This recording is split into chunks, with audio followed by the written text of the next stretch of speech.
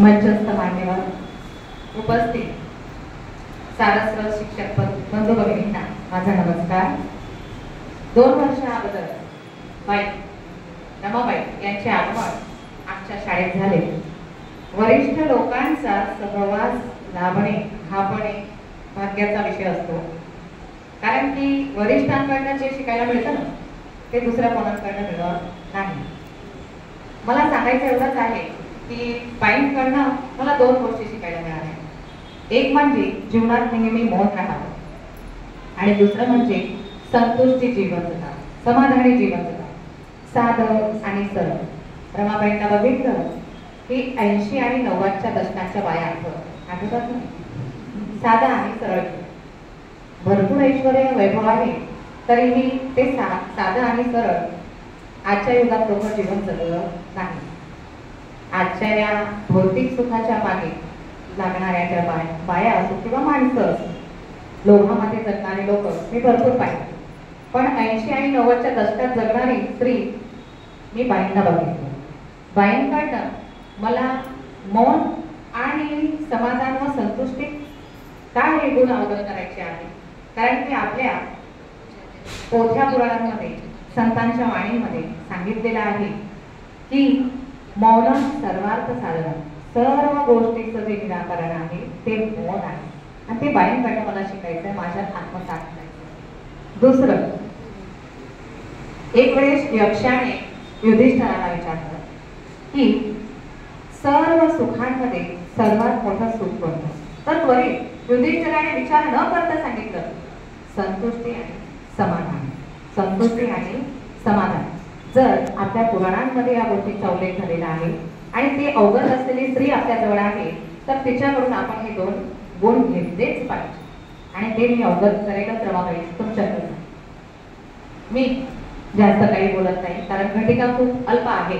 मी बाईंसाठी काल रात्री विचार केला आणि स्वतःची कविता स्वतःच्या शब्दामध्ये रचलेली आहे। ती माझी स्वरचित कविता मी इथे बाईंसाठी बोलू इच्छिते। बाईंच्या जीवनाचा साथ जो आमचा सहवास दोघींचा झाला 2 वर्षात, त्या बाईंच्या जीवनाविषयीची जी अवगतता मला झाली त्याचं प्रस्तुतीकरण मी इथं करू इच्छिते। माझ्या स्वरचित कवितेचा विषय आहे रमाई। माझ्या स्वरचित कवितेचा विषय आहे रमाई। सुंदर कन्या श्रावण रावांच्या घरी अवतरली, सुंदर कन्या श्रावण रावांच्या घरी अवतरली।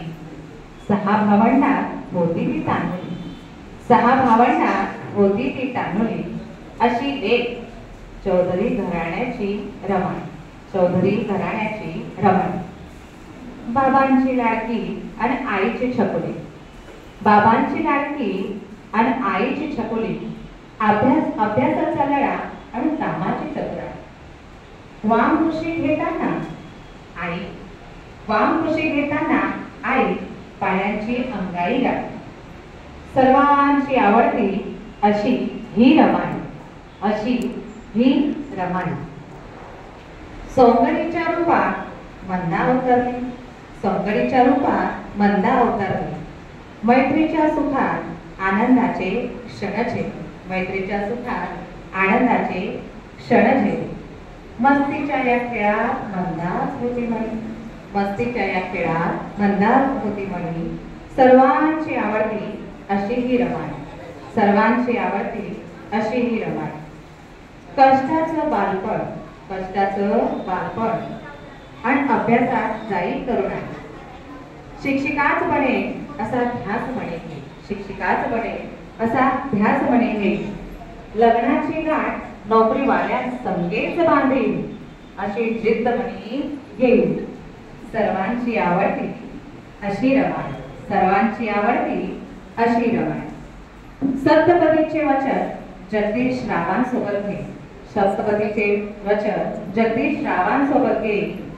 सासूची आवडती आणि सासऱ्यांची लाडकी, काबाड कष्टाने संसाराची सुरुवात होईल, काबाड कष्टाने संसाराची सुरुवात होईल। सर्वांची आवडती अशी रमाई, सर्वांची आवडती अशी रमाई।